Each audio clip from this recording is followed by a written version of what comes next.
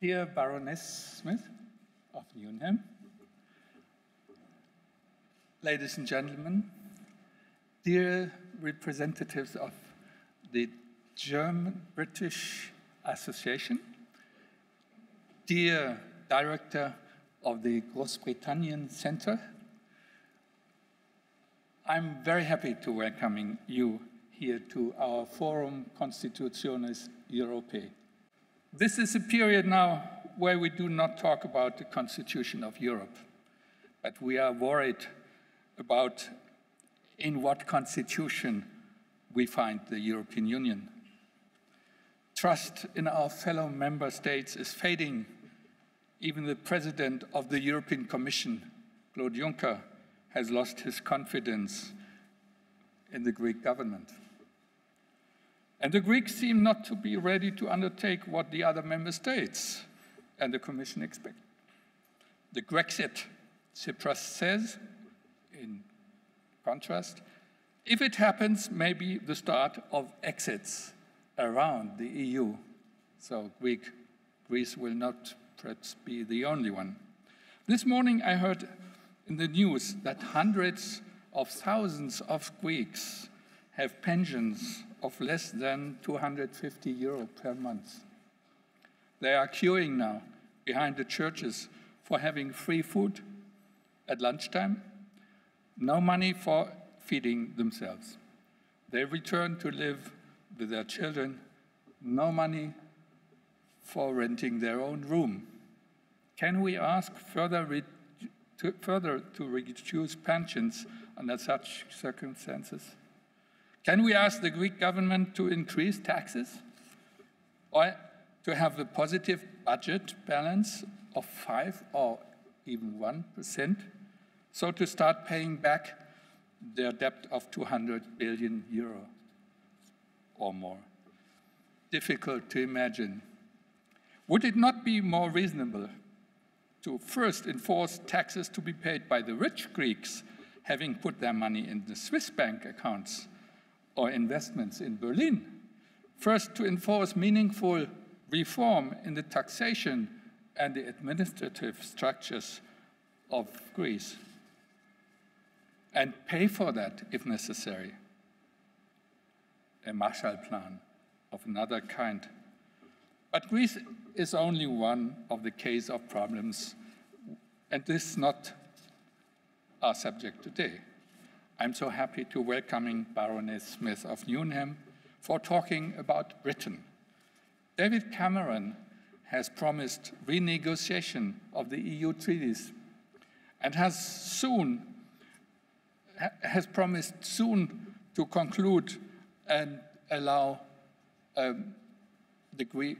British people to decide whether Britain shall remain in the EU or not. What is the mood of the British people? True, the financial crisis shows that the EU is not up to the expectations of its citizens. But economic and financial policies is not a competence of the Union. It is the member states' responsibility. Why then blaming the EU for the crisis? The key interest of Britain in the EU, I understand, is the internal market. But this internal market is functioning perfectly. Given all the crises speak, this great success and the benefits for everybody are not in the focus of the people.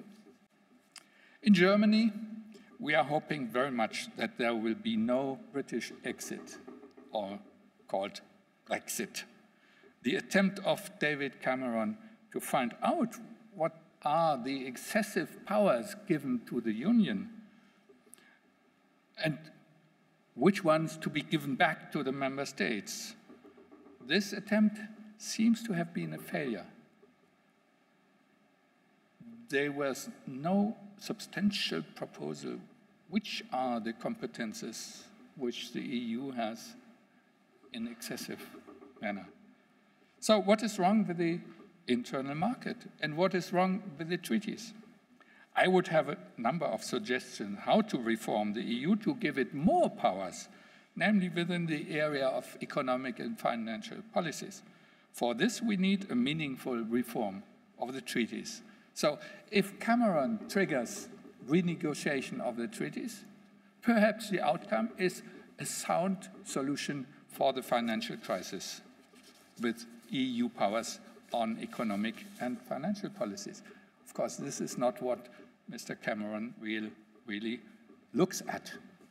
So, dear Baroness, we are so happy now to hear more from you, so to understand better our friends across the channel. Ladies and gentlemen, Dr. Julie Elizabeth Smith is an expert in European politics, and she is a member of the Liberal Party since 30 years. Is this possible? In Britain, and she is a member of the House of Lords. I was fascinated by her keynote she has given at the LSE, the London School of Economics, this spring on a conference on legitimacy and the national parliaments in the European Union. This made me confident that she would be an excellent speaker to explain us the political Britain today, with a view to the EU. Let me explain. She has studied at the Brasenose College, Oxford, 1988 to 91, for a bachelor degree. Then at St. Anthony's College, Oxford, 1991 to 1995, I guess for the master? And PhD. So with the PhD, she was accorded Dr. Phil in 1996 on a subject which is most actual, what is this? Yeah, thoughtful and important. Direct elections to the European Parliament, a re-evaluation. We could think and talk about this today too. She was a Hanseatic scholar, 1995 to 1997 in Hamburg. In January to June 97, visiting professor at the on International Relations and European Studies program in the Central European University in Budapest. October 97, and since then, Robinson College in Cambridge, starting as a fellow, then director of studies in politics, and then graduate tutor, 2004, and the following years continued. May 99 to December 2003, head of the European program, Royal Institute of International Affairs, Chatham House. So at least she knows what is Chatham House rules, which do not apply today here, except if you wish so.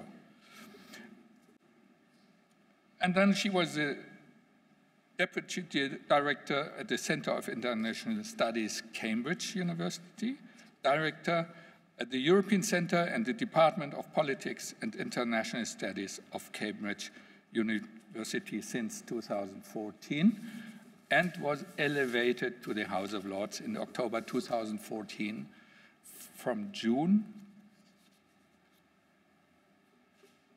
And from June 2015, now she is a Liberal Democrat spokesman in the Lords. That's how you express it, apparently. So, Baroness Smith of Newnham just finished an important book together with Ariella Huff on European budgetary politics in a time of crisis. Is published, is forthcoming now. Yes, sadly not finished. It's been overtaken by too much other Europeans. Ah, it's not finished. So you have still time to finish it. And then she has already published, nevertheless, many other works and books. One, for instance, Westminster and the European Union, ever-increasing skepticism in the Palgrave Handbook on National Parliaments in the European Union, 2015, so pretty recent. Then in 2005, Reinvigorating European Elections, the implications of electing the European Commission, very important, as we have seen now with the new elections. Another book on new bilateralism, the UK's bilateral relations with the EU in 2002, and others also, including the elections to European Parliament. So, in my view, she knows what she is going to speak about, except that, of course, she comes from Britain and will give us a view on the British situation, political situation. Is there a British exit, or will there be no exit? That's the question now. Thank you very much for coming. Thank you very much for coming also to listen and to discuss with us afterwards, after the introduction by Baroness Smith. Thank you.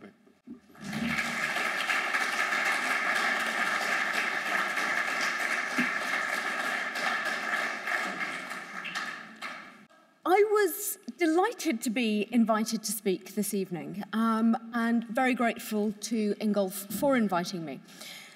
Until I got a second missive from the office saying, well, we would actually like a written version of your speech. We would like it to be available to go on the website by tomorrow. And I thought, oh dear, because the fact that I may have given an interesting presentation at the London School of Economics back in April wasn't because I'd written a fantastic or interesting speech. It was because I stood up and spoke with my notes cast aside. I had written notes, I did know broadly what I was going to say, but I don't normally speak from notes. And last week in the House of Lords, because we had a debate on the Queen's speech, I thought that it was important that I should relate my comments back to what Her Majesty had been saying, in the words of David Cameron, but nevertheless, the Queen's speech outlining the government's programme for the next year. And so I read my speech, and I saw a recording of myself. And it was one of the most boring speeches I've ever done, because I was looking down, and it looks great on paper, but it wasn't a good speech. So I had to think, well, what do I do? What am I going to talk about this evening that means that it will be interesting and hopefully engaging, that tells you something about the topic that I was asked to speak about, and feeds into an academic debate as well as the political context? And in the end, I think I've compromised. So there is a written speech. I believe it will go onto the website, and I have it in front of me. But whether I actually speak from it or how much I speak from is still a slightly open question, because I do have my notes. So my handwritten notes may not be comprehensible to anybody else, but they normally mean that I can speak for a reasonable amount of time without reference to the notes and without taking away from eye contact with my audience. So hopefully I will keep you all awake for the next half hour and won't get too bogged down with reading quotations. But I did put down notes for a particular reason, and that is because I wanted in this speech this evening to refer back to the seminal lecture that was given by Joschka Fischer back in May of 2000. But before I do that, I would first like to apologise for the fact that I sent my CV over. I hadn't realised every last line of it was going to be read out. So I apologise for the fact that we're now nearly at 6:30 and the speech hasn't even begun yet. But hopefully you can forget all of that and take that what I'm going to say for the next half hour is based on my private thoughts as an individual, but coming to the study of the UK's relations with the European Union that come from an academic background, but also my political engagement. The reason I became involved in the Social Democrat Party in the UK in the early 1980s was in part because I believed that Britain's place in the European community, as it then was hugely important.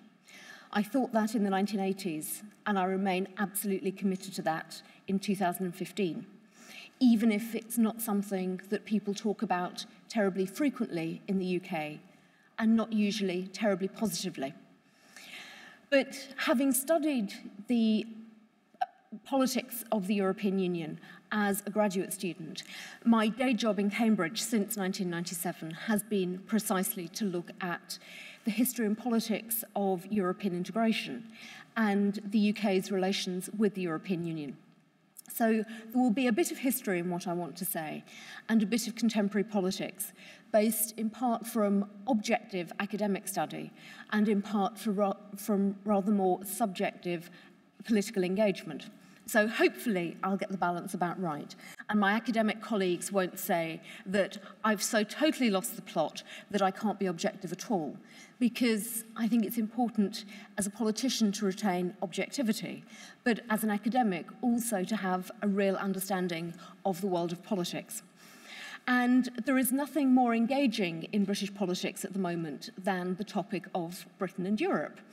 And yet it's a topic that for much of the last 40 years has been absent from political debate, at least amongst those of us who believe that Britain's place is in Europe. So my starting point is precisely to go back to May of 2000. Joschka Fischer, at the time German Foreign Minister, but he claimed to be speaking at the time in a private capacity, put forward his views for a federal Europe, moving from confederation to federation, and acknowledging that perhaps his views would upset the British. He wasn't intending to do so, but his view was that maybe the British would be somewhat perturbed by his views. And he catalysed a debate on the future of Europe that brought in Jacques Chirac as President of France and Tony Blair, then still Prime Minister of the United Kingdom, who went to Warsaw to give his response. And there is something about British politicians, if they want to speak positively about Europe, they very often go outside of the United Kingdom to do so, as if perhaps they think that the British media won't follow them abroad, that it won't be noticed. So Blair went and spoke in Warsaw, was rather more tentative, but nevertheless was still committed to British membership of the European Union. But he wasn't at the time saying Europe should move to federation. He wasn't trying explicitly to endorse what Fischer was saying.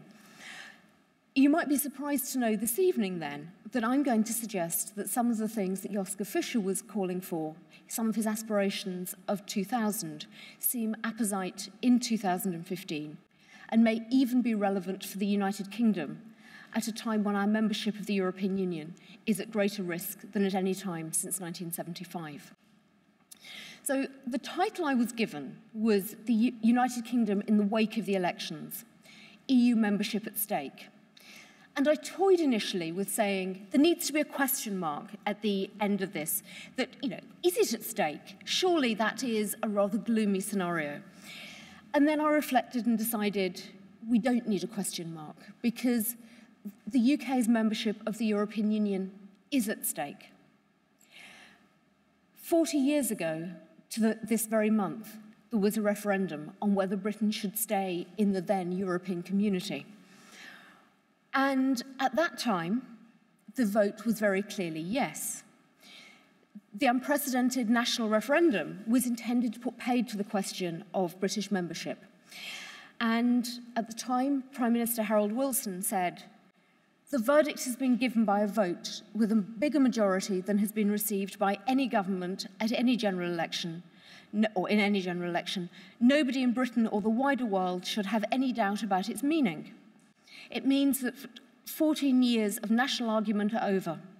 It means that all those who have had reservations about Britain's commitment should now wholeheartedly, without stint, in the task of overcoming economic problems that assail us as a nation, and work wholeheartedly with our partners in Europe and our friends everywhere to meet the challenges confronting the whole nation." Well, you might be forgiven for thinking that that doesn't reflect reality, that for the last 40 years, we haven't necessarily been as constructive a partner as you were hoping.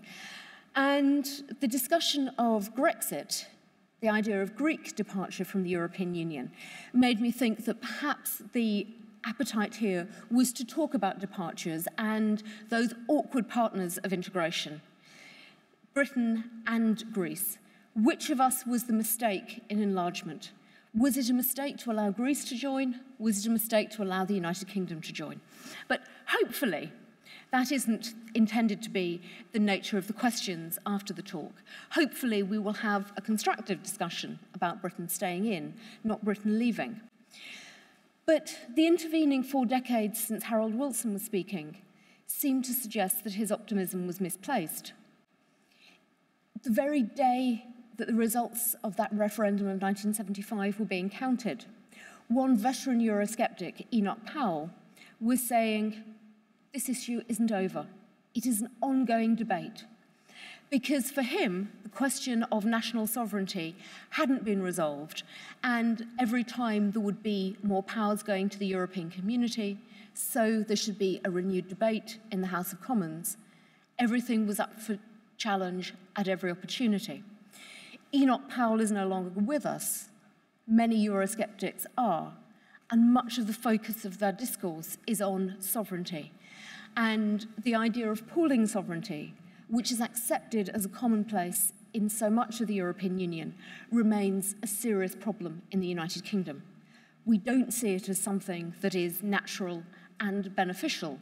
We see it as something that needs to be contested at every stage. And that, of course, is a problem for pro-Europeans in the United Kingdom and a problem for the wider process of European integration. The flip side was that if the sceptics didn't believe that Harold Wilson was right and that the question marks over membership had ended, the pro-Europeans did.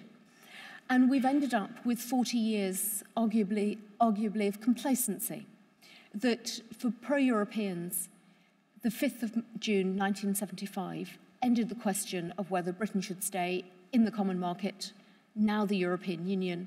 The answer was clearly yes, and we should just move on and be an everyday member.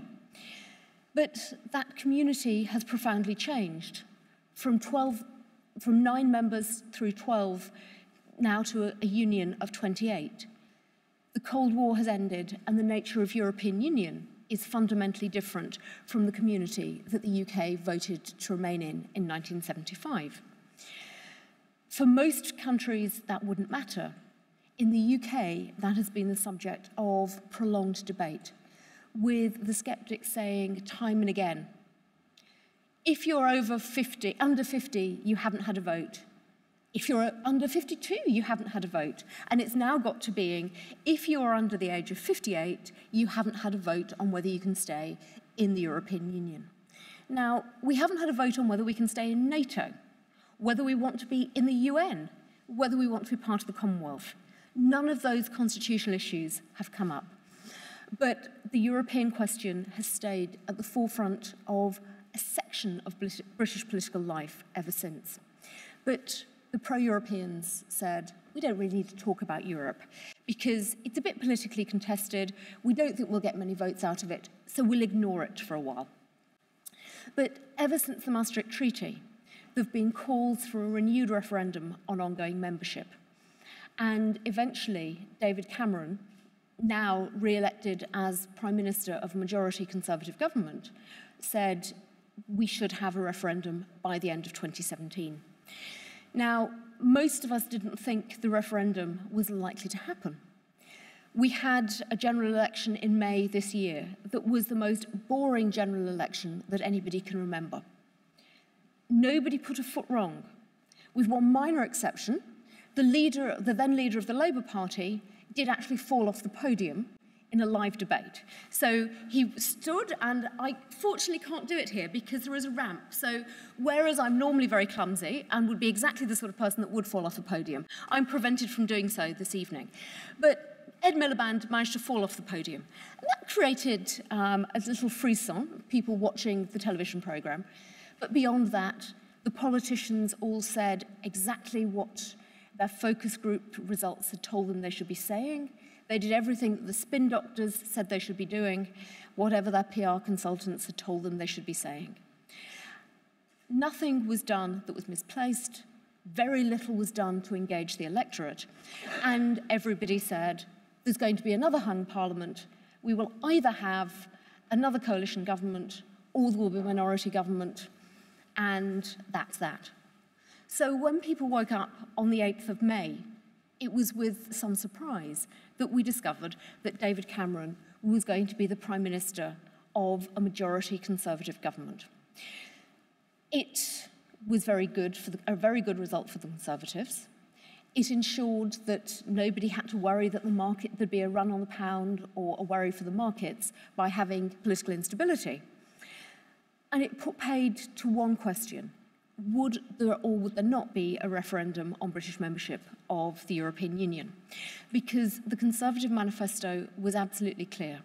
A majority Conservative government would hold a referendum by the end of 2017, very much in line with what David Cameron had been arguing for in his Bloomberg speech of January 2013.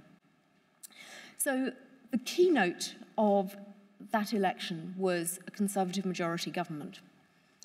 But one other factor that needs mentioning, because it profoundly affects the nature of the debate in the UK on Europe and on other matters, is that if Cameron won the vote in England and did well in Wales, the surprise victory, not in terms of the opinion polls, but in terms of previous electoral history, was for the Scottish National Party, which swept the board in Scotland, winning 56 seats out of 59. So we have a situation where Britain is fundamentally divided. The English vote was to return a Conservative government. The Scottish vote was fundamentally not to return a Conservative government. Anything but Tory was what the Scots were saying. Lock Cameron out of number 10, Nicola Sturgeon, the SNP leader, was saying. Well, she got her majority in Scotland, but she absolutely failed to lock David Cameron out of number 10. She delivered him the keys to number 10, and so we have a divided Britain. I won't go into the domestic ramifications of that at this point, happy to do so in questions, except to say that in terms of the European referendum, this situation offers strengths and weaknesses, because the SNP is deeply wedded to Scotland remaining in the European Union and therefore is committed to a yes vote in the referendum. On the other hand, Nicola Sturgeon has said she's not willing to be on a platform with David Cameron or George Osborne, who is likely to lead the Yes campaign. So there is a difference between what's going on in Scotland and England, and anything that damages the Conservatives is seen as a good thing for Nicola Sturgeon. So we're already going to see some tensions between the various Yes campaigners. And I wouldn't rule out the SNP trying to be very awkward about the referendum. So there is a constitutional dimension that is going to keep coming back to haunt us in terms of Scottish membership of the United Kingdom. That has knock-on effects for Britain in Europe. And the flip side is the question of British membership of the European Union also has a knock-on effect for how successful the Scottish nationalists will be domestically. So there's an interplay there that will run and run. But the success of the Tories on the 7th of May meant that within 3 weeks, the Prime Minister was able to have his government's words read out by the Queen. So the ceremony at the start of each Parliament, the state opening of Parliament, is one that shows British pageantry at its best, British democracy perhaps at its worst. Because rather than seeing the Prime Minister saying, this is what I'm going to be doing for the next 5 years, you have our head of state, the Queen, come into the House of Lords, where all the assembled lords and ladies are present, with members of the Lords wearing ermine, with the Queen wearing her crown, and the peeresses, so wives of lords, sitting there in tiaras. And the Queen tells us what her government is going to do. The democratic part of the British legislature, the House of Commons, is summoned to watch this spectacle, and they stand at the back. And so David Cameron was allowed to watch, but right at the back of the chamber, while the Queen read out what his government was going to do. So that's the way British democracy still functions. We had an election, we had a change of government, but the speech is always read out by the head of state. And for the purposes of this evening, the key point was that Her Majesty's government will renegotiate the United Kingdom's relationship with the European Union and pursue reform of the European Union for the benefit of all member states. Alongside this, early legislation will be introduced to provide for an in-out referendum on membership of the European Union before the end of 2017. Well, I'm not sure how plausible it is that we will get reform of the European Union for the benefit of all member states very rapidly. We've heard already that maybe treaty reform is possible that could benefit the Eurozone countries and the United Kingdom, and I'll come back to that. But treaty reform cannot be done quickly. A referendum by the end of 2017 in the context of European negotiations is a very short time frame indeed. And so the prospects of reform for the benefit of all is a bit of a tall order. Bringing in legislation in this Parliament is rather quicker. And so already the legislation has been introduced to have a referendum. It was debated for 6 hours in the House of Commons yesterday and given an overwhelming majority to go forward. So 544 members of the House of Commons said, yes, we support this proposed legislation. 53 members from the Scottish National Party said, no, we don't support this proposal, because the SNP are of the view that we don't need a referendum on whether Britain should stay in the European Union. Scotland wants to be in, there's no need for a referendum, there's no need to ask the people. Well, at one level, I have every sympathy with the SNP. The position of my party and of the Labour Party ahead of the election was to say, we don't need a referendum now, we certainly don't need a referendum by the end of 2017. If there's further treaty reform, that's the time to have a referendum, and we can make it on in-out. But David Cameron, for internal party reasons, felt that it was essential to offer a referendum. And he has a point. It's not just to hold his own party together, although that's part of it. But for the last 20 years, there has been misgiving and frustration in the United Kingdom about the nature of our relationship with the European Union. And it's very different from the sort of objection that you get in Greece. So when you hear the Greeks complaining about Europe, they're not saying, we don't like European integration, we regret giving up our sovereignty, although they may be saying that recently. What they're saying more is, we don't like being told we have to have austerity. Well, they wouldn't like that message or that medicine, wherever it was coming from. If they were a sovereign nation state, they would still be pursuing austerity policy in one way or another. They just wouldn't have the scapegoat of the European Union to blame. But for the UK, the question is more profound. There is a question about what is our identity and does that fit with the European project? And part of the problem is that our views don't seem to fit very well with the rest of the European Union. So when Angela Merkel came and spoke to the joint Houses of Parliament in February of last year, she talked about the importance of Europe, the benefits of integration as being Frieden, Freiheit und Wohlstand. Now, we may use those words in the UK, peace, freedom, prosperity. But if you ask the average British person, that's not really what they think about when they think of Europe. For an older generation, peace might come into the equation. Freedom, no. We don't tend to think of Europe as bringing freedom.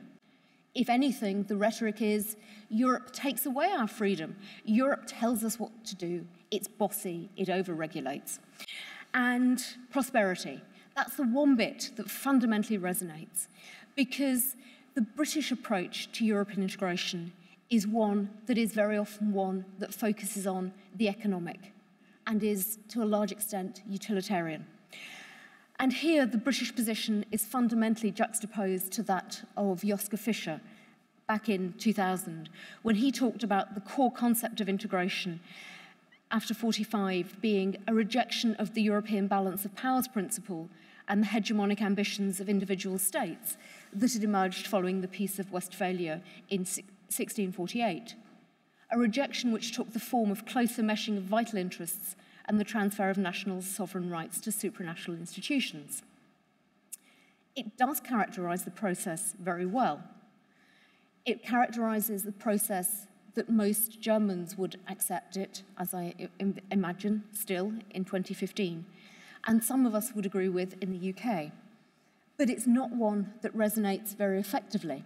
And if you listened to the debate in the House of Commons yesterday, there was a lot of discussion about a loss of sovereignty. Only the veteran pro-Europeans like Ken Clarke were saying, well, it's about pooling sovereignty. It's about sharing for the greater interest. So there is clearly a disparity of vision and aspiration between the UK on the one hand and the founding member states on the other. And Cameron's articulation of the situation in his Bloomberg speech actually does encapsulate the British position rather well. We have the character of an island nation, independent, forthright, passionate in defence of our sovereignty. May not be what I want to hear, but as he said, for us, the European Union is a means to an end. Prosperity, stability, the anchor of freedom and democracy both within Europe and beyond her shores, not an end in itself. So he did use the word freedom, but he didn't elaborate on it. And we don't ever hear the passion that you would get in Central and Eastern Europe about the freedom that Europe has brought about. For pro-Europeans, the response has been, for many years, just to keep quiet. And yet, I would say very strongly that it's incumbent on those of us who believe that integration is about more than free trade, important though that is, to get beyond the dry economic facts. But it is also incumbent on us to explain to our many friends in Germany and elsewhere in Europe that the hostility with which many view the UK's membership of the EU and the difficulties for those of us that want Britain to stay in the European Union for winning the referendum is precisely because of other British attitudes. We need to win people over, but we can't just tell people what to think. We have to do it by articulating a positive vision. Now, you might look and say, but the opinion polls look very positive. At the moment, well over 50% are saying they want to stay in. I think the poll I saw yesterday said 59% are saying they want to stay in. On the other hand, the opinion poll said that there was going to be a hung parliament, that we were going to have a minority government, that David Cameron would not be leading a majority Conservative government. So I'm afraid there is rather a lot of scepticism about opinion polls in the UK at the moment, and the only one we can trust is what happens on the day of the referendum. And much can happen between now and the referendum. And indeed, much must happen, because for David Cameron, it's not simply an offer of a referendum on the European status quo. What he's pledged to do, and this is where the stakes are very high, is to have a referendum on the basis of reform and renegotiation. Holding a referendum is a choice that he can put forward domestically. That legislation can go through. It will almost undoubtedly be amended. There will be arguments about allowing 16 and 17-year-olds to vote. There will be arguments about allowing members or other EU nationals to vote. All of that will be up for debate. But whether we have a referendum or not is up to the British electorate and now the British Houses of Parliament. But whether or not we can renegotiate and whether we can reform depends fundamentally on what the other 27 member states want to do. And we hear very clearly a set of arguments from David Cameron saying there are some things that we need to reform. It's not yet been put forward as a clearly identified list, but there are indications from his Bloomberg speech and from the Conservative manifesto about what he wants to achieve. He wants to look again at benefits for EU migrants or people exercising their free movement rights. He wants to get away from ever closer union. Well, most of you probably didn't think that the UK was ever going anywhere near ever closer union, so that probably comes as no surprise. He wants a bigger role for national parliaments. He wants further commitment to completing the internal market and the digital single market, none of which really needs any treaty reform. So negotiations could be relatively straightforward. And Philip Hammond, as our Foreign Secretary, has indeed been told by people in 26 of the other 27 member states, I'm told, that treaty reform is not possible. So he backed off and said, we're not looking for treaty reform. We're looking to elaborate things that we want, but we don't need treaty reform necessarily. But the problem is that David Cameron is playing a 2 or arguably 3-level game. He's playing a domestic game and a European game. And within the domestic game, this is why it's arguably 3 levels, he's having to work to keep his own party on board, as well as the wider domestic situation. Because within his own party, he has pro-Europeans. Well, they're straightforward. They'll campaign for a yes vote. He has some in his party, the Better Off Out group, who believe, like the UK Independence Party, that the UK should just leave. But there is a large swathe of his own party membership and his own parliamentary party that say we need to renegotiate and then decide whether we should support staying in or not. And here is the real problem for Cameron, but it's also a European problem. Because among those who say we should renegotiate, there is the Fresh Start group. They genuinely seem to believe that if the renegotiation delivers an agreement that we don't need to be committed to ever closer union, that national parliaments might have more powers, that there will be no discrimination against non-Eurozone members if the Eurozone is to deepen.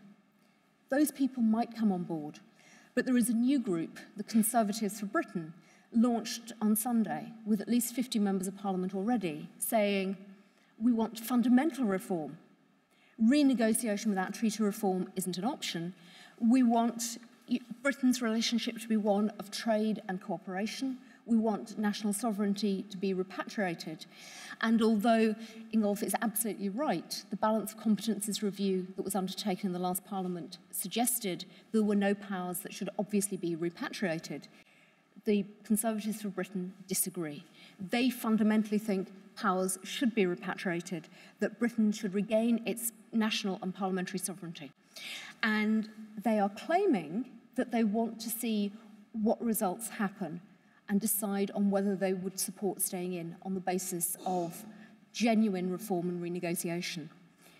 But already some of them are saying, but while those negotiations go on, we need to start campaigning for no. We need to campaign to pull out. So even within his own party, David Cameron has got a very difficult juggling act, persuading the pro-Europeans that he's not going so far in attempts to renegotiate that he fundamentally undermines the process of European integration, and persuading his 27 colleagues at the European level that Britain is worth talking to, that we haven't already gone into the departure lounge. And certainly during the last Parliament, there were voices from Berlin saying, we want Britain to stay. We think it's in Britain's interest to be in the European Union and in the European Union's interest for Britain to remain, and it's in Germany's interest for Britain to remain. But ultimately, if you've decided you're leaving, then we have to accept that, and please just leave. That's not the position that's been articulated, certainly not in public, by Angela Merkel, who has said on many occasions that she's committed to Britain staying. And she said just 2 weeks ago, where there is a will, there's a way. She suggested that treaty reform might be possible, even if others have said that it's not. But David Cameron doesn't always hear correctly what Angela Merkel is saying, because what she said is that Germany is willing to do almost everything possible to keep the UK in, not everything. Moreover, she isn't able to deliver everything. She's one of 28 leaders, not the only leader. If the Greek skeptics occasionally suggest that Angela Merkel rules Europe, it's still important to remember that there are 28 member states and a renegotiation does involve all of us. So however closely Angela Merkel and David Cameron are able to talk and engage, that's only part of the picture. We need a negotiation that works for everybody. But it is hugely important that other Europeans understand that David Cameron isn't just displaying petulance in saying he wants to renegotiate. He has got a very difficult agenda at home. He needs to be able to persuade a sceptical public that his renegotiations matter. And this is compounded by the fact that a key legacy of 1975 was that people don't really believe that renegotiation is possible. Because in 1975, Harold Wilson renegotiated, came back and said he'd got a better deal for Britain, and then we had a referendum. But later, other European leaders, including Helmut Schmidt, said, well, it was only a so-called renegotiation. We didn't really give the UK anything. And that has now fed back into British thinking. So there is a fear that a renegotiation won't mean very much. For the sceptics, this is a real opportunity. So former Chancellor of the Exchequer, Nigel Lawson, is very keen to say, these negotiations are a complete waste of time. They're not going to lead anywhere. We should just say no, get on with it and vote now. You've got pro-Europeans, however, also saying that this is a sham renegotiation. You're not hearing it among pro-Europeans in the Conservative, Labour or Liberal Democrat parties, where the view is very strongly that the renegotiations need to be taken seriously, because Cameron needs to be able to sell something back home. But you are hearing it from the Scottish National Party. Alex Salmond, former leader of the SNP, used those words the other evening. And that is actually very dangerous, because the more that pro-Europeans talk down the renegotiations, the more difficult it is going to be for Cameron to be able to come back and say, I can really genuinely suggest that Britain should stay in, that I've delivered anything. So he's got a difficult game to play, to persuade the Europeans to give him what he needs and to be able to go back home and sell it. And having pro-Europeans in the Scottish National Party undermining that isn't helpful to saying yes. But you might be wondering then, what any of this still has to do with Joschka Fischer? Well, he was suggesting a decade and a half ago that we needed to put the last brick in the building of European integration, namely political integration. Well, there aren't many in the UK who are calling for that. But there is a recognition in the UK that maybe the Eurozone states need fiscal union and political union. And there is a recognition that a strong Eurozone matters for the UK, whether we're in the European Union or outside it.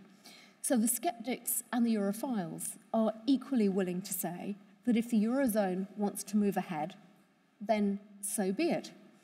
And therefore, it is possible that you could get a situation where maybe we find a win-win situation, that the sceptics will allow a move forward as long as there isn't discrimination against the non-members of the Eurozone, that doesn't undermine our relationship with the internal market. That could be an area where we can cooperate, where we can get agreement, and where there could be a win-win situation. Because that ultimately is what is going to be most important. It's clearly not right that the UK demands things and has a shopping list of demands that bring nothing else to the table other than keeping the UK in. We have to be constructive. We have to be engaged. We shouldn't be undermining the acquis, as Fischer said in 2000. But as he said, it's important that the union is not divided and the bonds holding it together are not damaged, either in political or legal terms.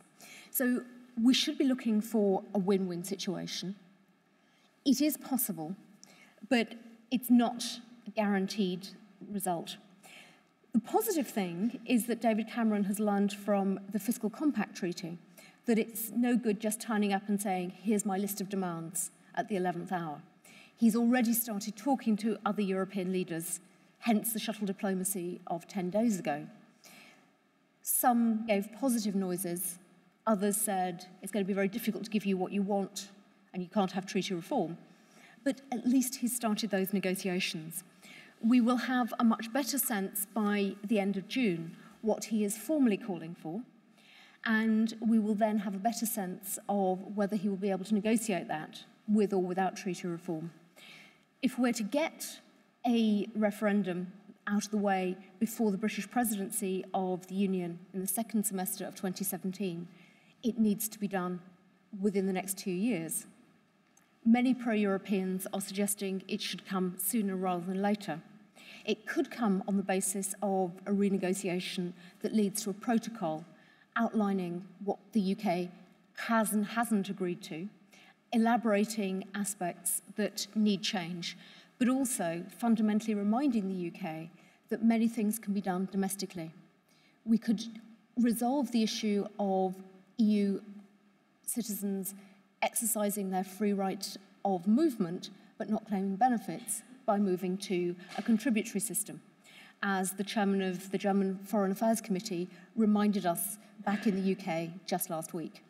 Not clear that the UK wants to change its domestic laws, but that's the way to do it. And there are a whole set of things. National parliaments.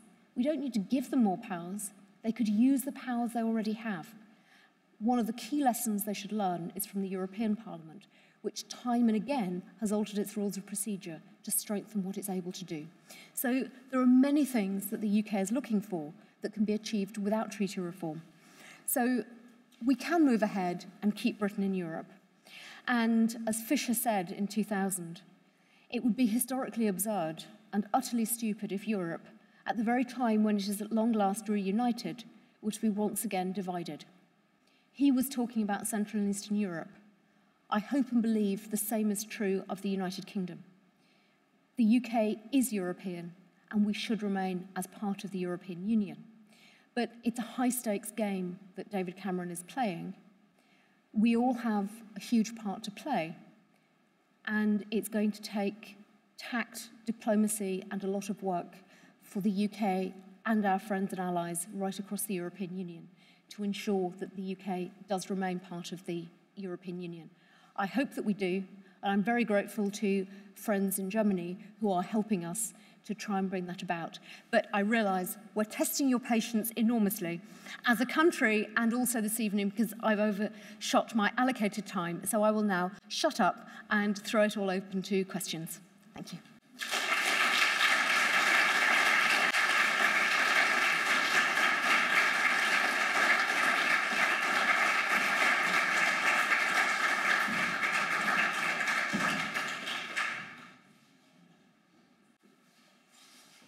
Thank you, Julie, for this very engaged and wonderful speech.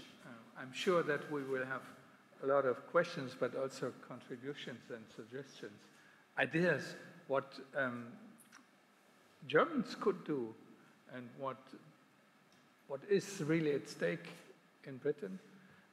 The floor is open to whoever wants to start. Thank you very much for your remarks.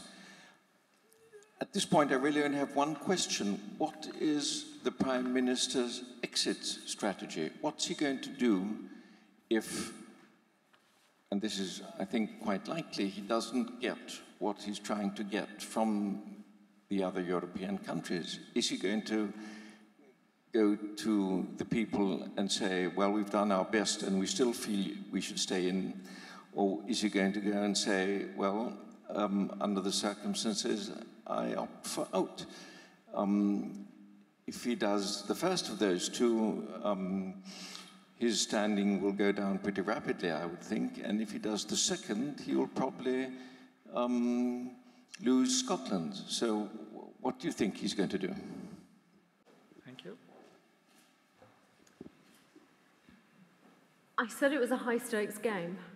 It's high stakes for Britain staying in the EU and the UK staying together. And we have common parlance of Grexit and Brexit. Somebody recently suggested there should be Skexit, which would be Scottish exit. Somebody else then said, no, that really ought to be Sexit. And so there is a concern that we could end up with Sexit, that one of the reasons why perhaps the SNP doesn't have a huge incentive to cooperate terribly closely with the Conservatives on staying in the European Union is that a key strategy for Scottish independence is saying Scotland could be a viable independent state within the European Union. So it is clear that the Scottish public opinion is strongly to stay in the European Union. And last year, when the Scottish referendum was held, some people were voting yes, yes in that case. So yes in the Scottish referendum was, should Scotland leave?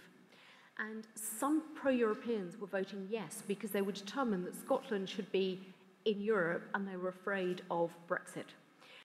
But Scotland is still in the European Union and they will assist in a yes vote unless something very perverse happens. But David Cameron's game is particularly high risk because what he's essentially doing is saying that to hold his party together, he will renegotiate and bring back a deal that he can sell to the public. But he's essentially put his whole reputation on it in a way that Harold Wilson didn't in 1974-75.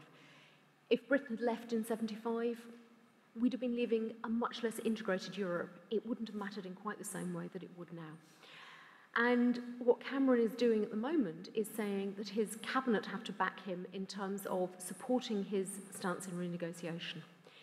If he's not able to deliver what he's trying to deliver, then he fundamentally has not, he's clearly going to stand down as Prime Minister, but the danger is Britain leaves Europe and Scotland leaves the UK, and he will go down in history as the Prime Minister that oversaw the collapse of everything. So clearly that's not in his interests, and had I read out all of the lecture rather than bits of it, there was a bit where I suggested that one of the things he needs to think about is under-promising and over-delivering, and not the other way around. There's always a danger that British politicians will go to the European Council meetings and try and emulate Margaret Thatcher. And it's gone down in history, particularly within the Conservative Party, of Mrs. Thatcher banging her handbag on the table and saying, "I want my money back." That goes down really well among Eurosceptics.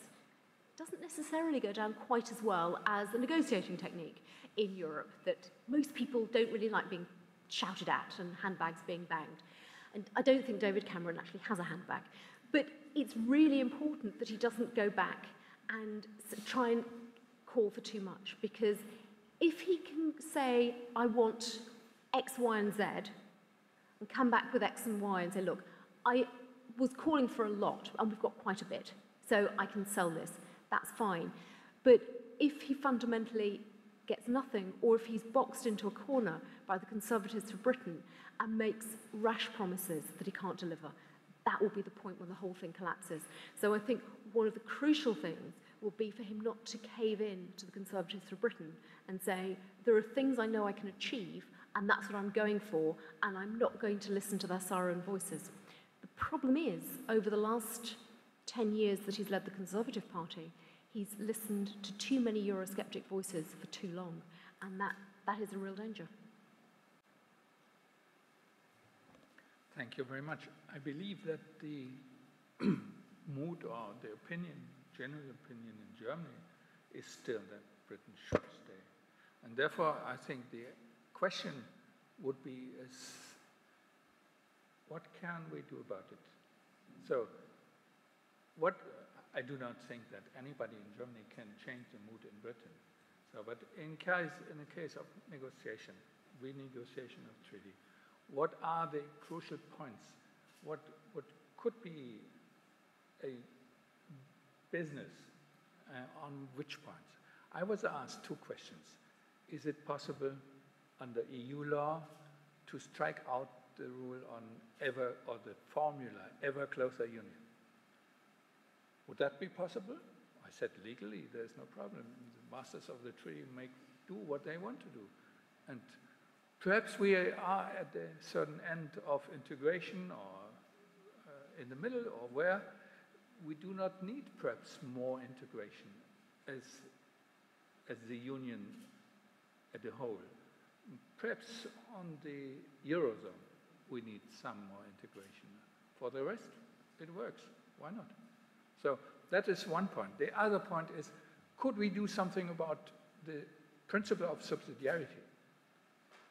You know, we have the early warning system, but that's not a very sharp instrument. My answer was, of course, we could do something about it. Subsidiarity is crucial for the legitimacy of the union. So if we gave parliaments individually a sort of red card, so that the Commission has to go again and argue much better for why subsidiarity is respected and why an act is really needed at the European level, I think we could strengthen that without damaging too much the European Union and its functioning. So I just ask you now, above these 2 points, if they were points of the British government, what are other points? Taking away the competence for agricultural policies is difficult, in my view, for the French.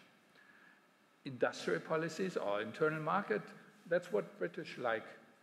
It must function. Environmental policies? Or would you think that if we go back to the social protocol, which was brought into the Union by Tony Blair, take it out again, would that make Britain happy? That's just my question. I don't think that's one question. I think that's lots and lots of interrelated questions. But that might be because I'm a political scientist and you're a lawyer. So, and they obviously are all interrelated. I think if we could have a protocol that said ever closer union doesn't apply to Britain, that's probably the way to deal with that, in that I don't see why the other 27 member states should be forced to abnegate their commitments to ever closer union just because the UK doesn't want to be part of that. I do realise there is always the danger of cherry picking, and we could end up with the UK opting out of so many things. But I suspect, as I said earlier, I don't think anybody thinks the UK has practiced ever closer union for quite a long time, with the exception of Andrew Duff, former MEP, who I know when he was an MEP spent a lot of time in Berlin, I think, talking about European federalism and very much fostering views of ever closer union that aren't necessarily mainstream in the United Kingdom. But in terms of subsidiarity, it's a word that has no traction at all in the UK. But if we find a way of explaining what that means to people, then that would help, I think. Repatriation of, somebody said earlier today, they almost equated subsidiarity with repatriation of powers. And I thought, well, the two aren't the same, because doing things at the right level might not mean repatriating them to the national level. And certainly the Balanced Competences Review suggested that the balance is currently about right. But it is about ensuring that future legislation does meet subsidiarity. But also, the word that I think is even more important, perhaps, is proportionality. That the early warning system, even if it works and people get a yellow or a red card, or a yellow or an orange card in, subsidiarity doesn't seem to be a major problem about the legislation that's come forward. It might be the right level, but it might be disproportionate. So I think if we could find a way of weaving that in, that would be helpful. Although that is not something that the Conservatives or renegotiators are demanding at the moment, as far as I know. It's just something that, having studied the early warning system, strikes me as something that could be usefully done. I think if you could find a way to give individual national parliaments a red card, Bill Cash, as chair of our European Scrutiny Committee, or at least the House of Commons Scrutiny Committee, and many, many Eurosceptics would be delighted. I suspect, however, that Germany wouldn't be able to persuade all the other member states that an individual red card would work. But if we could move from the yellow and orange cards to a red card where a group of parliaments could block legislation, that would be helpful. Because at the moment, the Commission can simply ignore what the national parliaments are doing. So, but that again is somewhere where the model of the European Parliament is important.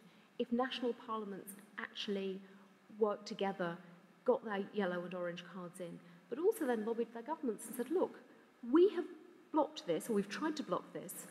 We don't formally have a right, but you as representatives in the European Council or the Council of Ministers can block things. Now it's down to you. So if they worked more closely with their national executives, they could actually achieve quite a lot. COP, no, clearly you can't change.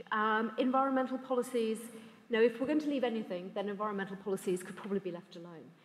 But I think what would be helpful, and this is obviously me as an individual, not me as in any political capacity, but actually one of the things that I suspect is most helpful is German politicians talking to their opposite numbers in other member states, persuading them that however difficult the UK appears to be, it's not simply petulance or arrogance. It is an attempt to try and placate the British public, admittedly because we've failed in our leadership on that in the past, but we need to be able to do that. And if Angela Merkel and her colleagues are able to persuade other Europeans that reform is needed and that some of what the UK wants is acceptable, that will be enormously helpful. Okay, so we should just telephone Angela Merkel and ask her. Lady Smith, thank you for your lecture. I think treaty change is the key. It cannot be done before the referendum. We know that. We know that. That's a minimum 5-year time frame. That would be very, very ambitious. And anything which is agreed but needs a treaty change isn't really safe. The protocol idea would be an articulation of things which the next treaty change might bring, but it just takes one country to say no, Ireland, for instance, and off it is. There are a few things, as you said, I agree with social benefits. First of all, it's not really an issue, but one could find a political solution. The ever closer union is in the treaty. It's only a symbolic mention of it, and unless you do something about it, you can treat it one way or another, but you cannot remove it without a treaty change. The veto to the parliaments without treaty change not doable. Yes, one could suggest a convention. The UK constitution, half of it are conventions, so this is wonderful for UK constitutional lawyers.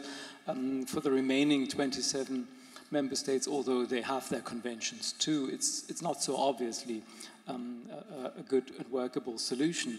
And this, of course, would be a designer convention. It's not something which arises through constitutional practice. It is something which, at the time when you make laws, or even before you make them, you decide to use them in such a way. The United Kingdom is good as that. The Sewell Convention, that the central government wouldn't exercise its extensive powers to take away Scottish independence at any stage, is such a convention. It worked in the UK, but I'm not sure how it would work in the European Union. Because yes, of course, in the council, members may say, well, we will not go ahead because we have 3 parliaments who said no, but in comes one Margaret Thatcher 5 years later, not necessarily from the United Kingdom, and the convention is gone. So that's how I see it. Realistically, the time frame has left very little room for renegotiation. Some of the points can actually be catered for on David Cameron's shopping list, but there are some important ones where it just doesn't seem possible at all. Thank you very much. Perhaps we come now to him. Yes, please. Thank you very much for your speech. I want to put a question which is probably formally not directly linked to EU membership, but how can it be that the UK government is seriously considering, in a year where you are celebrating Magna Carta, 800 years, 800 years, that you're seriously considering to leave the European Convention on Human Rights, a document which has, after all, been drafted by British lawyers after the Second World War. And maybe this has some relationship with the European Union as well, since the European Court of Justice is a EU court, but the European Court on Human Rights obviously has annoyed, apparently, the UK much more. So perhaps you could explain what is the background to this attempt, and how realistic is it that it will finally come true?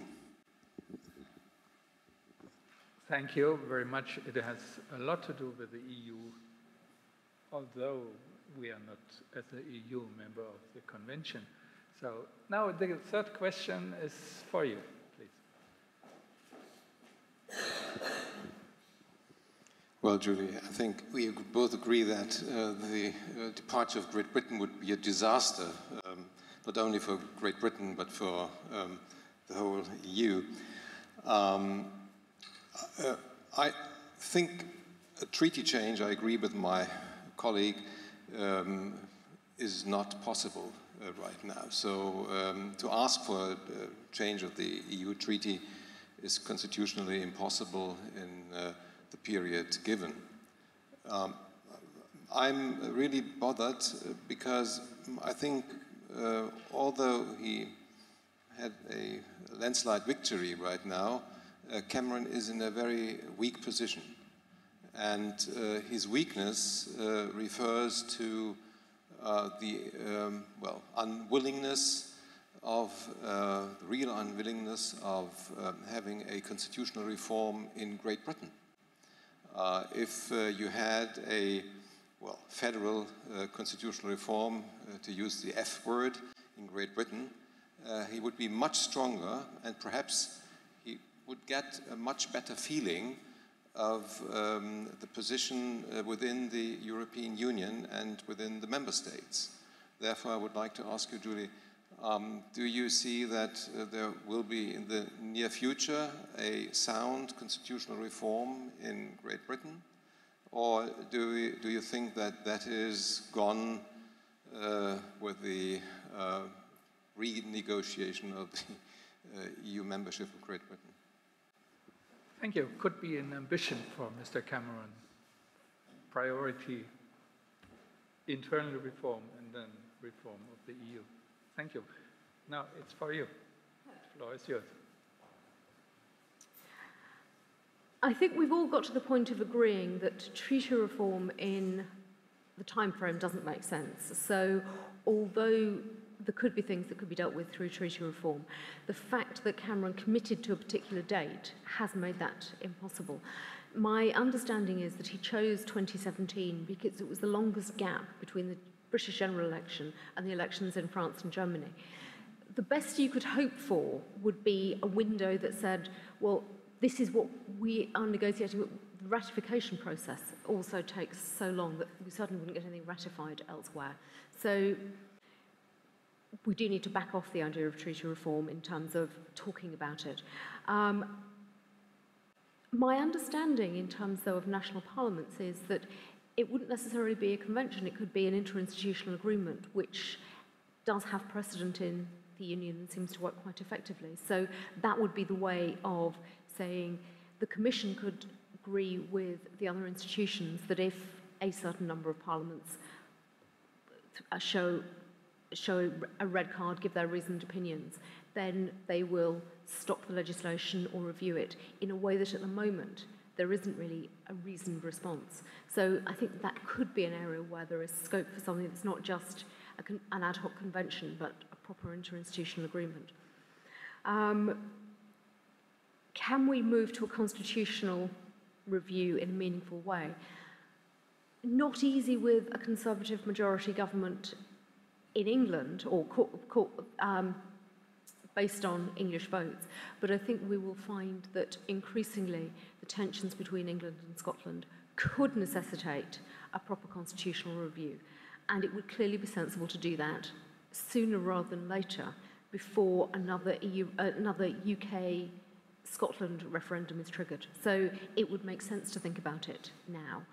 There are proposals for dealing with Scotland on the table at the moment, and it would also resolve one of the other anomalies of the British constitutional order, namely the role of the House of Lords, because there is a suggestion that if you were moving to a clearly federal Britain, then you get rid of the unelected second chamber and have an elected Senate representing the states. So that would be a way of doing it. Meanwhile, our human rights. Certainly, the European Convention on Human Rights does get very often wrapped up with the whole European issue in the UK. The idea that prisoners should be allowed to vote went down extremely badly among some in the United Kingdom. My personal view is that if you're in prison, then you've already lost your liberty. Not to be allowed to vote either seems to be a separate issue. And being in prison is also supposed to give you a sense there should be some rehabilitation. So there are all sorts of reasons why the responses among the right of the political spectrum, or the conservative, small c parts of the political spectrum, were unfortunate. But clearly there is a lot of dissatisfaction in the UK about the Convention on Human Rights. But there seems to have been a bit of backtracking. So the Conservative Manifesto pledged a British Bill of Rights, and that seemed to be the precursor for leaving the Convention on Human Rights and getting rid of the Human Rights Act. The Queen's speech actually backtracks on that and talks about consulting on British rights. So already in the Conservative Party, there are sufficient splits that Cameron isn't persuaded that he could get through the changes, even though they're in the manifesto. And the Conservative Party doesn't have a majority in the House of Lords. So the idea that they could get that through would be really very difficult, because although there's a convention that the House of Lords doesn't block things that were in a government's manifesto, there are sufficient rebels on the Conservative benches to make such changes, I think, almost inconceivable as they were originally outlined.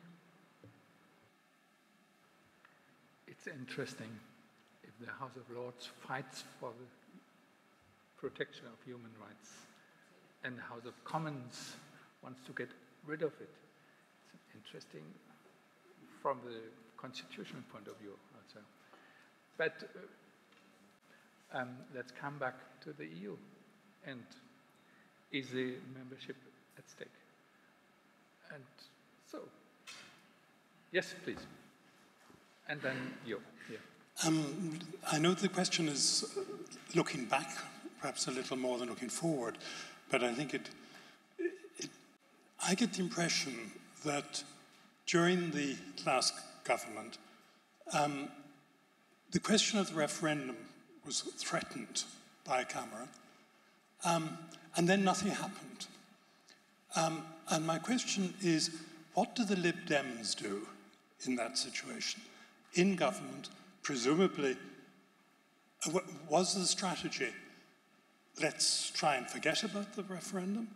Or, because in one way one would have thought that the Lib Dem policy should be, yes, let's get on with it while we're in government and can perhaps have an influence on the government.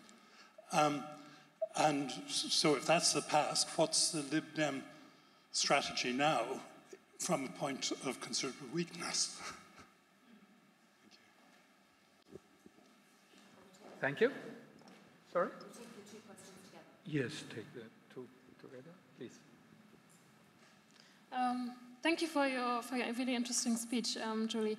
I was actually wondering whether this is an area where I disagree with you. I got that idea when you mentioned that for Greece, the EU is a scapegoat.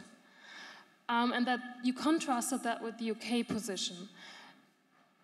But I'm not entirely certain whether I would agree with that, whether for the UK it's not actually also a scapegoat, almost a way of suspending actual governance in a very populist way. You can blame absolutely anything that is a problem nationally on the EU and not actually, as a government, have to try to work to solve the actual issue. So that was what I was wondering. And you mentioned also Nigel Lawson and UKIP. And Nigel Lawson isn't UKIP, but what Nigel Lawson and UKIP have in common is climate denial.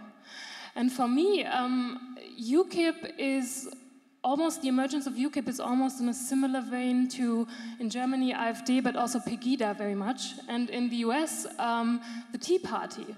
So to me, the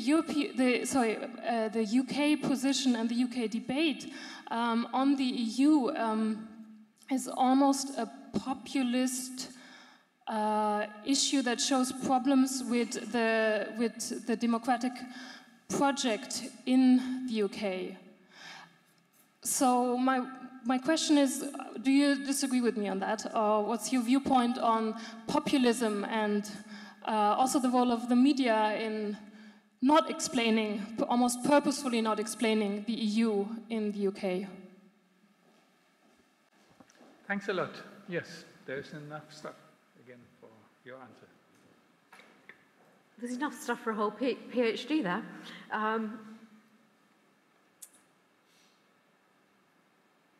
The official position of the last government was, or the coalition agreement of the Conservatives and the Lib Dems for the last government was to do two things on Europe. One was the balance of competences review, and that arose from the Conservative manifesto of 2010, because the skeptics were hoping that a review of the balance of competences would demonstrate that the EU was far too powerful and that would be all sorts of powers they could demand to be repatriated. Once they started looking at the reality they backed off and said, oh, this is a very useless activity, because they realised that most of the objective reports were suggesting that actually there was very little that needed to be repatriated. But the second thing was what became known as the EU Act 2011. And that basically was a compromise between the views of the Lib Dems and Conservatives about having a referendum. The position that was adopted by the Lib Dems in 2008 during Lisbon ratification was that ideally there would be a referendum on Lisbon, and that should be an in-out referendum. So the Lib Dems effectively were saying from 2008 there should be some sort of in-out referendum, but the logical time to do it is when there's treaty reform. And because there wasn't any prospect of treaty reform in the last Parliament, then no situation came, or no circumstance arose when a referendum was likely. Cameron originally had a rather similar view and had a three-line whip against his backbenchers not to support a referendum back in October 2011. But he eventually gave in and said, look, we've got to have this referendum. And we've got to a point now where the Lib Dems and Labour, as I said earlier, have basically come in and agreed with the Conservatives that if we're going to have the referendum, we're going to have it. It was clearly a manifesto pledge for the Conservatives, and to try and say now, we don't want a referendum, we don't support a referendum, isn't helpful. The focus has to be on getting a yes vote, maybe changing the terms of the question slightly, but fundamentally, the issue is getting to yes. So I think there was a compromise that worked for the Lib Dems and the Conservatives in the previous Parliament. Some would have preferred an early referendum. Many were quite vehemently opposed to a referendum at all. So it was easier not having one. Would it be better to have it and have it quickly? Once you've said you're going to do it, then yes, but that's a different story. And the big question still is whether we have a referendum in 2016 or 2017, which might not sound hugely different, but in many ways it will matter enormously in terms of the campaigns. Katrin, what the difference between Greece seeing the EU as a scapegoat and Britain being in more fundamental denial? I don't disagree that the UK also uses the European Union as a scapegoat for certain things, but I think there is a more fundamental disconnect from the European integration project that has characterised the British debate all the way through. It's not a contingent issue. It wouldn't go away if austerity went away. So if Greek debts were forgiven tomorrow, then Greece would not necessarily remain as Eurosceptic as it appears to be at present. I fear that if Cameron is able to renegotiate Britain's relationship with the EU, and there is a referendum, and there is a yes vote, Britain will still be sceptical, and it will still be awkward. And I'm sorry, I realise that this is being live streamed, and that it's on the record, and I've just said something profoundly depressing and negative, and designed almost to make people think, well, do we really want to keep this country in? But I'm trying to be as objective about British opinion as I can be, that there is, I think, just a different attitude, and bringing British people over to being constructive and engaged is going to be a harder job, and whether a single referendum campaign can do that, I think is still going to be a bit of a tall order. So I'm not expecting a yes vote fundamentally to make Britons suddenly fall in love with Europe, but hopefully we can use it this time as the starting point to make the Britain in Europe situation the positive narrative all the way through, not leave it to the sceptics to keep the debate going in future. Thank you very much. I believe that the other European member states have a strong interest that Britain is and remains in the EU.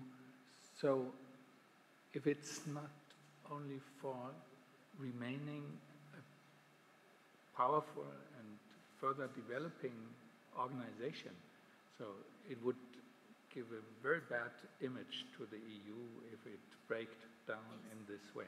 So, but I believe there are many, many other good reasons for the other member states also to keep Britain. So I'm sure that if not within the 2 years which are coming, but within a certain period, pretty soon we started thinking about what could be the key points of reform, could also help both the British and the Greeks and the Eurozone to find a starting for how achieving a European Union 2.02 or 2.0 to cover the actual problems. The Greeks, in my view, are much less Eurosceptic than Angela skeptic, and austerity skeptic are enemies of austerity. We can understand why. I think what is important also for skeptics growing in Germany, Pegida and AfD and others, or in France, Britain is not the only member state where we have this problem or this growing difficulty to convince people what are the good reasons why we have the European Union. And I think we should think about the reasons why we have this union and what is the benefit of all the member states of the union in the coming future. So, because all negative talk would not help anything. We should have a positive vision for, and in different speeches before you come, and your speech also, they show that there are points where we can articulate the benefits for the future of people in the European Union altogether. My feeling is that time is almost over, and now, if there is is there another question you would like to put? If not, I take now the opportunity with these closing words for also thanking first, of course, you for coming here and discussing with us.